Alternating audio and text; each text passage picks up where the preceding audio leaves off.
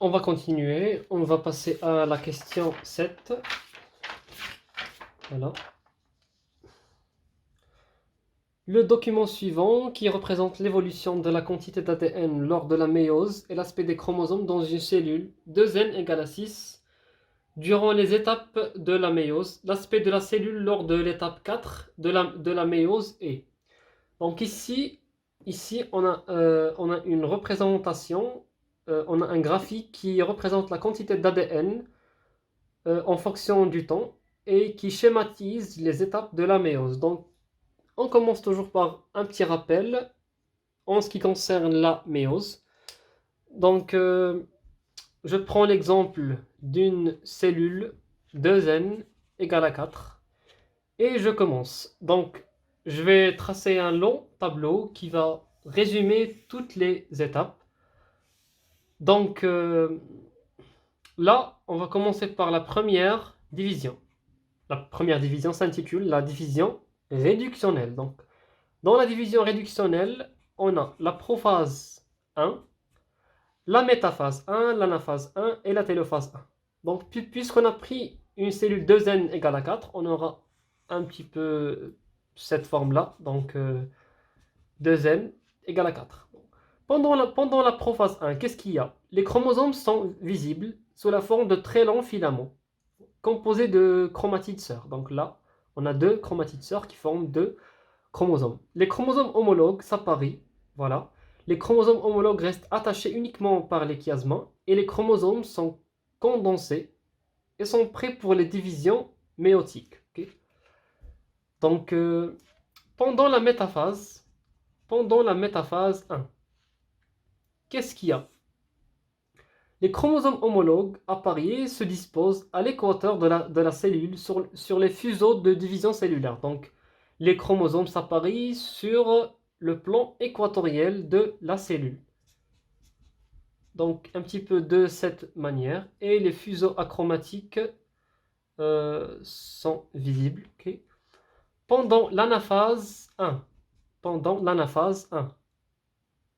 les chromosomes homologues se séparent suite au raccourcissement des fuseaux chromatiques qui entraînent le centromère vers un des pôles de la cellule. Donc pendant l'anaphase 1, il y a séparation des deux chromosomes. Donc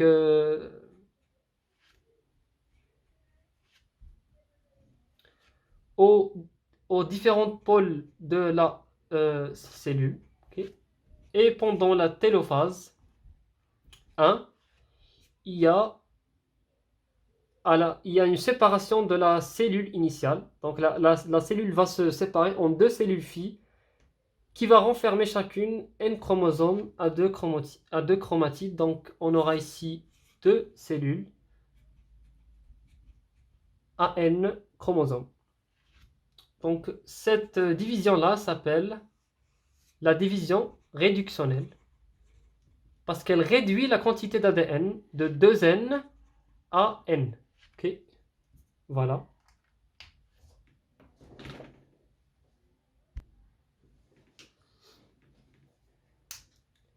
Pendant la deuxième division, qui correspond à la division équationnelle. Donc ici, on a dit on passe de 2n à n. Et ici, la quantité reste constante, donc ça s'appelle la division équationnelle. Donc chaque cellule va subir encore des étapes, comme celle-ci la première. Donc on aura la prophase 2, la métaphase 2, l'anaphase 2 et la télophase 2. Donc la prophase 2 aussi va débuter par la même chose. On aura genre comme ça. La métaphase, on aura l'appariement sur le plan équatoriel. L'anaphase, la séparation des deux chromosomes. Et la télophase, on aura encore deux cellules. Même chose pour celle-ci. Donc chacune des deux cellules va subir la prophase 2, la métaphase 2, l'anaphase 2 et la télophase 2. Donc c'est un petit rappel concernant les étapes de la méiose. Pour rappeler que, durant la prophase 1, qu'est-ce qu'il y a? Il y a la condensation maximale, la condensation des chromosomes. Donc, puisqu'il y a une condensation des chromosomes, il peut y avoir des échanges de fragments de chromosomes qu'on appelle le brassage intrachromosomique. Intrachromosomique. Pendant l'anaphase 1, puisqu'il y a une séparation d'un chromosome tout entier, donc il peut y avoir un brassage interchromosomique. Donc, il faut que vous vous rappelez bien qu'il y a deux brassages. Un brassage intrachromosomique qui peut avoir lieu pendant la prophase 1 et un brassage interchromosomique qui peut avoir lieu pendant l'anaphase 1. Donc, si on veut répondre à la question 7, ils nous ont dit l'aspect de la cellule lors de l'étape 4 de la méiose. Et donc, l'étape 4 de la méiose correspond à cette étape-là. On va appeler ce graphique. Donc, l'étape 1, c'est quoi? L'étape 1, ça correspond à l'interphase, étape G1. L'étape 2, la quantité augmente, donc il y a réplication d'ADN, donc c'est l'étape S. Donc c'est l'étape S. L'étape 3, c'est G2. Donc G2, là il y a prophase,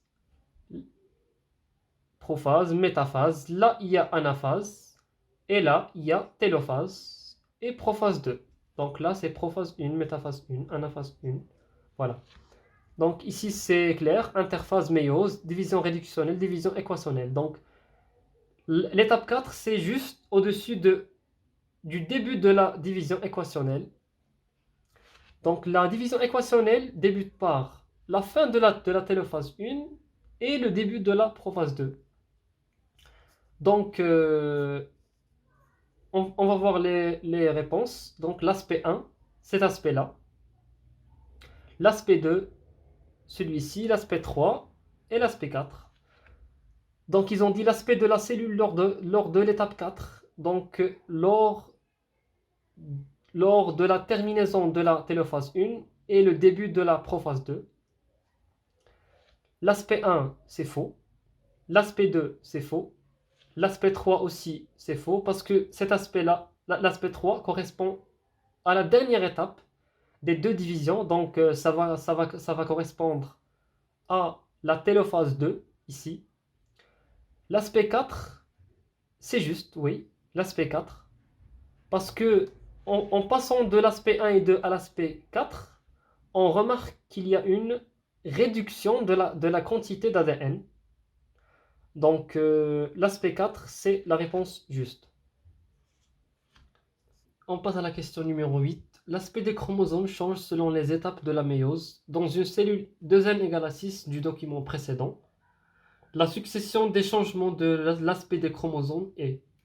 Donc il y a le classement de ces aspects. C'est trop simple, on va voir.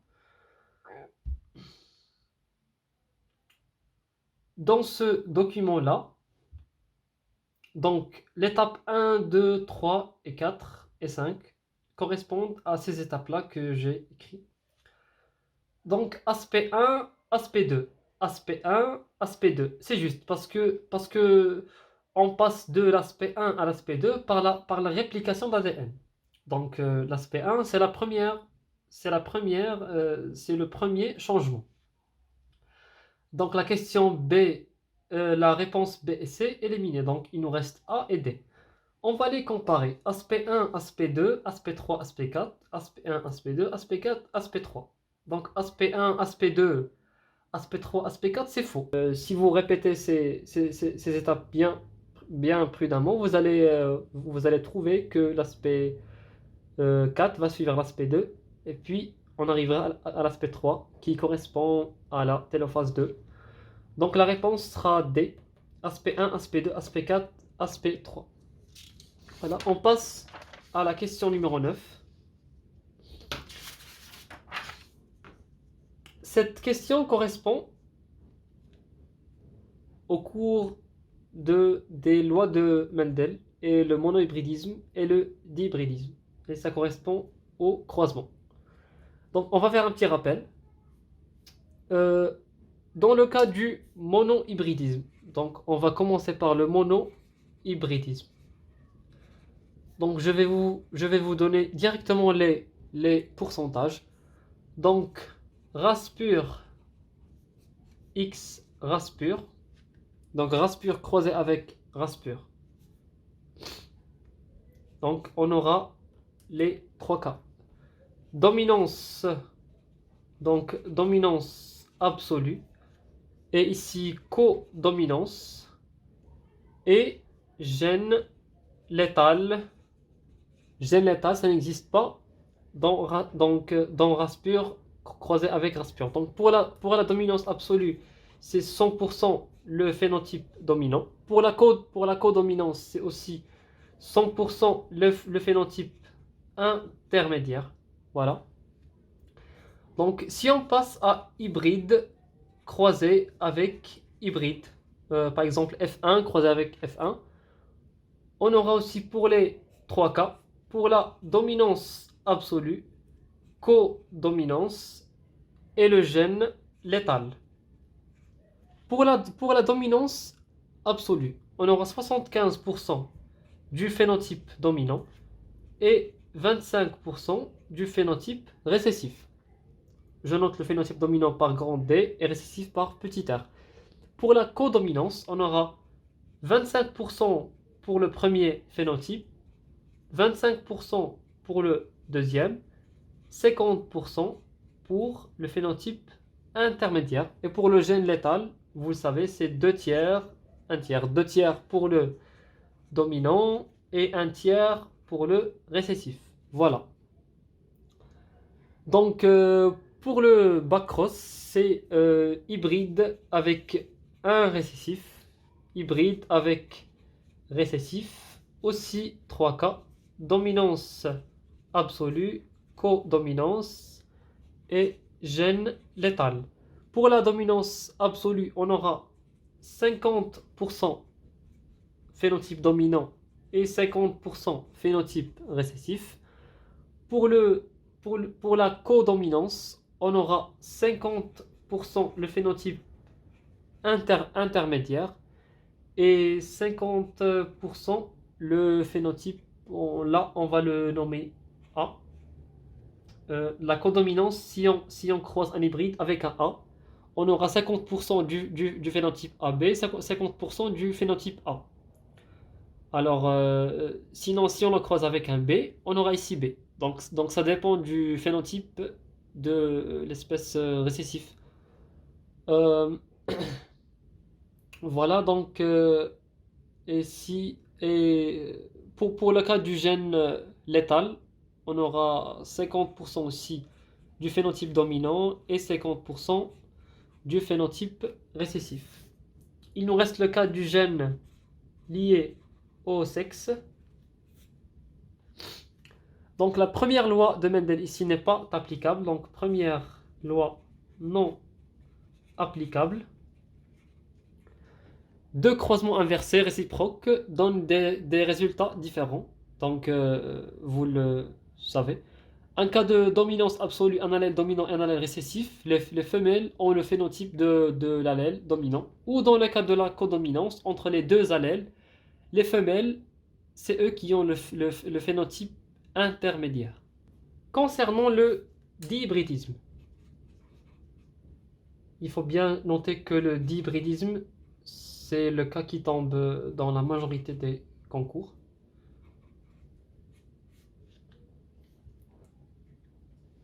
Donc on aura deux types de croisements. Voilà. Soit un hybride avec un double récessif, ou bien un hybride avec un hybride. Je vais la noter F1 croise F1. Donc là, hybride avec un hybride. Pour ce cas, on aura 3. Alors, les 4 phénotypes répartis, 25%, 25%, 25% et 25%. Ça correspond à deux gènes indépendants. Donc, indépendants.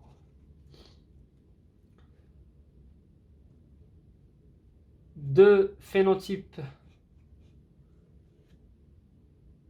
parentaux avec pourcentage très élevé et deux phénotypes recombinés avec des pourcentages très faibles. Donc ici le taux des parents très élevé par rapport au taux des recombinés. C'est le cas de deux gènes liés partiellement.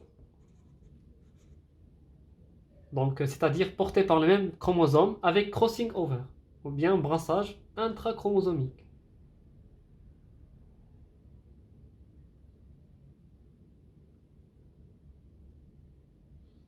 Donc, deux gènes liés partiellement, c'est-à-dire portés par le même chromosome avec crossing over, ou bien le brassage interchromosomique.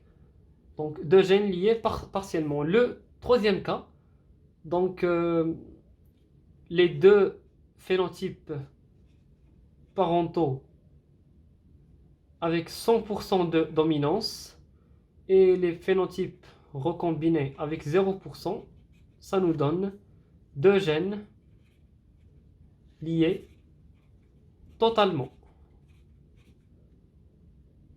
Donc, c'est-à-dire portés par le même chromosome, mais sans le phénomène de crossing over.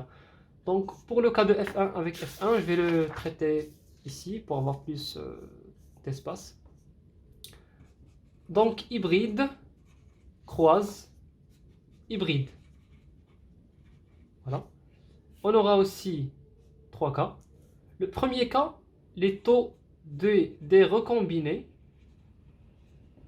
supérieurs au taux des parents. Directement, deux gènes indépendants. C'est dans ce cas qu'on a les proportions de 1 sur 16, 9 sur 16, 3 sur 16, 3 sur 16. Donc, mais ces proportions sont déduites de cette règle. Donc, deux phénotypes recombinés supérieurs aux phénotypes parentaux, directement deux gènes indépendants. Si on trouve aussi les deux phénotypes, donc je vais noter P, parentaux, avec un taux très élevé, donc c'est le même cas, TP supérieur à TR, donc c'est la même chose, liaison partielle. Okay. Donc les deux phénotypes parentaux, 100% aussi, les recombinés, 0, donc dominance totale, comme le premier cas, donc dominance totale. Ok, on passe à la question 9. Donc, une plante possède deux gènes contrôlant deux caractères génétiques. Donc, deux caractères génétiques d'hybridisme. Le premier est responsable de la couleur des fleurs avec un allèle R gouvernant la couleur rose, un allèle R, petit r, gouvernant la couleur blanche. Donc, directement, on a couleur des fleurs, okay. Grand R gouvernant la couleur rose, dominant. Donc, petit r, la couleur blanche, donc récessif. Voilà. Le second gène responsable de la forme des tiges avec un allèle E grand E gouvernant la tige épineuse et un allèle petit e gouvernant la tige lisse. Voilà. Donc la forme, c'est le deuxième caractère héréditaire, la forme des tiges. Grand E épineuse et petit e lisse. Donc dominant récessif. Voilà. Un premier croisement est réalisé entre une plante de race pure à fleurs blanches et tige lisse et une plante aussi de race pure à fleurs roses et tige épineuse. On obtient alors la génération F1. Voilà, donc il y a un premier croisement double récessif, on obtient la génération F1. Voilà, donc la génération F1 sera hybride, normale, donc on aura grand R sur petit r avec grand E sur petit e. Ce sont les génotypes. Donc, on a croisé cet individu, voilà, avec un autre, comme lui, F1. Donc, F1 croise F1. Donc, on est dans ce cas de hybride croise hybride. On obtient alors la génération F2, composée de 689 grand R, grand E, c'est-à-dire 689 roses épineuses, 215 petites heures grand E, donc blanches avec épineuses, 220 grand R E et 76 petites heures petites E. Directement, on va aller voir que un des phénotypes recombinés est supérieur à l'un des phénotypes parentaux directement. On trouve cette règle: deux gènes indépendants. Pour la confirmer, vous allez constater que 689 correspond à 9 sur 16, 3 sur 16, 3 sur 16, 1 sur 16. Ces proportions confirment qu'il s'agisse de deux gènes indépendants. Donc la réponse c'est A, directement. Un deuxième croisement a été réalisé entre une plante grand R, grand E de la F2 avec une plante dont le phénotype et le génotype sont inconnus, donne une génération F1', composée de 210 grand R, grand E, 249 petit r, grand E, 82 grand R, petit e et 79 petit r, petit e. Les génotypes des deux individus croisés sont. Ok. Donc, on va voir ce cas directement.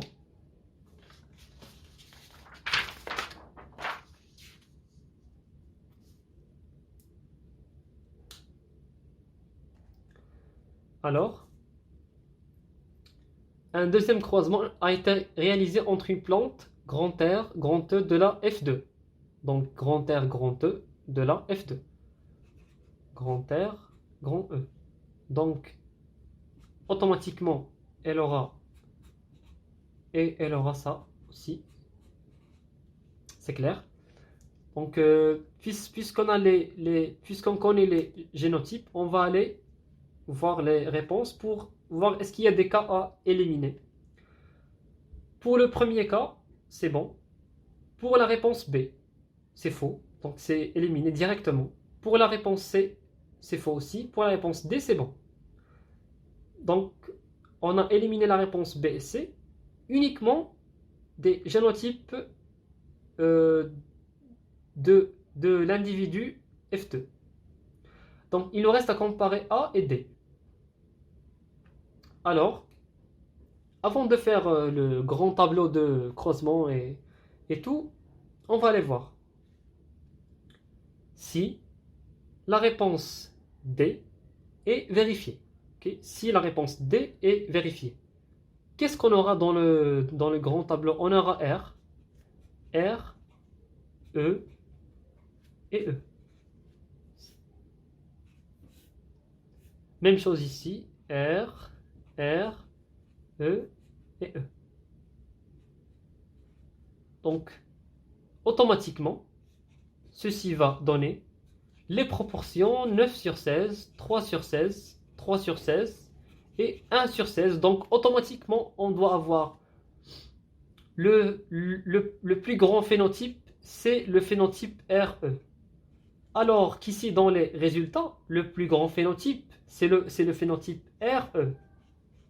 Et non pas grand R, grand E. C'est petit r, grand E.